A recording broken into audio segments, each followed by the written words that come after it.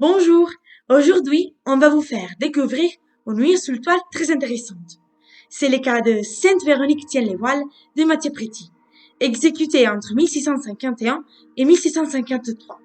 La toile est aujourd'hui conservée dans le County Museum of Art de Los Angeles. Mathieu Préti fut l'un des adeptes les plus intéressants du Caravage. Il voyage dans toute la péninsule pour s'installer à Malte et peint des dizaines d'œuvres au cours de sa longue et fructueuse carrière. Cependant, il n'oublia jamais de cultiver le lien avec sa terre natale, la Calabre. Cette œuvre est de type religieux et dépend de la Sainte Véronique. Le culte de Véronique, la pieuse femme qui eut le visage du Christ pendant son ascension au calvaire, avec un tissu de lin, sur lequel reste imprimée l'image douloureuse du Rédempteur, se développe en Occident, surtout depuis le XVe siècle. La peinture se situe dans le courant baroque, comme nous notons de l'utilisation de la couleur or, et montre la sainte somptueusement vêtue, deux coupes rapprochées et fixées sur la diagonale.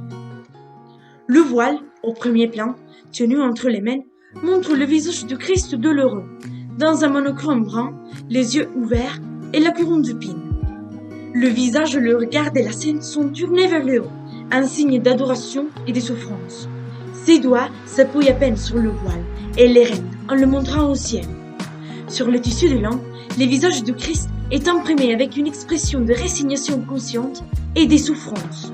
Dans l'ensemble, il se présente comme une peinture ténébreuse, caractérisée par le choix de couleurs sombres, un contraste vert avec la couleur or de la robe qui couvre la sainte et le tissu de lin.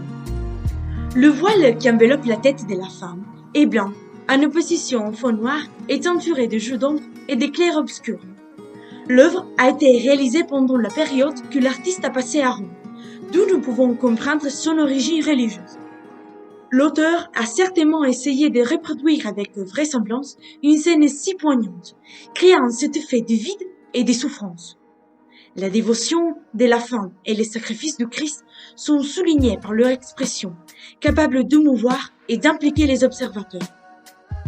Personnellement, je ne peux pas vraiment percevoir la profondeur religieuse de l'œuvre, mais je peux apprécier la grande technique et les capacités de l'artiste.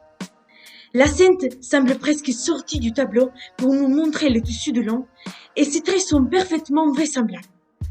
Le jeu des ombres et les contrastes si forts dessinent une scène qui peut être qualifiée tout aussi triste et miraculeuse à mon avis. Mathieu Préti est certainement un grand artiste calabrais, qui a su impressionner le monde entier avec son talent. Et vous, qu'est-ce que vous en pensez? Quel est le détail que vous appréciez? J'espère qu'il vous a plu. À la prochaine!